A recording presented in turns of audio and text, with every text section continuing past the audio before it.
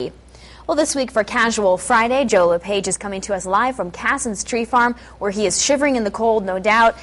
Joe, you're going to give us an education on picking out the perfect tree. It's so important this time of year. It is indeed, Lauren. It's kind of a process, too. Thanks also, Sarah McKenna, for keeping that temperature steady at 16 degrees. You should have heard the groans from all of us as it was happening. Dan Cassens joins me now, Cassens Tree Farm. First off, when picking out a Christmas tree, it all starts with size. We're in front of a big monster here this morning. Yes, you want to be careful to make sure the tree doesn't grow by the time you take it out of the field and you get it back to the car and to the house. And you got to measure the height of your ceiling, too. You don't want to...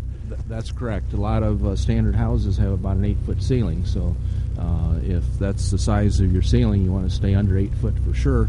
And then we have sticks to measure the heights of trees if you have a bigger room to put a bigger tree in. Okay. And this is a good one here. And before we got started this morning, I was amazed to see all the species of trees. And we can take a walk over here. I mean, some of all the varieties you have here grown right here on your acreage. These are Canaan fir. Mm-hmm. It's a native of the Canaan Valley in West Virginia, and under the right conditions they do very well here in Indiana and produce a very nice looking tree, very, very similar to Fraser fir. And the Fraser fir is the one that you say everyone asks for when they stop by, but this one looks so much like it. It's almost impossible for the novice to tell the difference, and in fact I've had trees come in out of the field. I've had to ask where they were planted at in order to know the difference. And this one up here, this is the victim this morning, Laura, Sarah, and everyone else. This is the one we're going to cut down in just a second. What type of tree is it? What kind? This is a Canaan fir as well. Okay. And has a nice shape to it, a nice top, and should be a nice specimen for you. Okay, I'm going to kneel and cut here. Tips for cutting down a tree, because you give out saws and let people do it on their own, right? Yes, you just pick up a saw and start cutting up a tree. Try to get as close to the ground as you can. And just start sawing. Push the tree away from the saw, of course. And I feel it's starting to come loose here. And here it comes, timber. Wow, okay.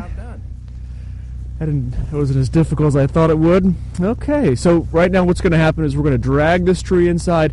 We're not even close to being done yet. A lot has to happen before it's tied to the roof of your car. It's going to be a busy morning. We're going to go inside and warm up, though. Laura, Sarah, back to you guys. I'm not even like a tiny bit jealous that you're out there right now.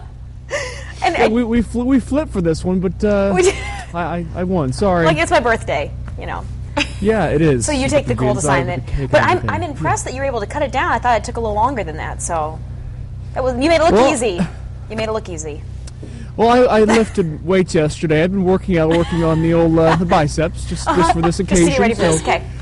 And the saw is pretty sharp too. So. All right. Well, we'll check back in with you. We're excited to see your tree. All right. See you, ladies. Thanks, Joe.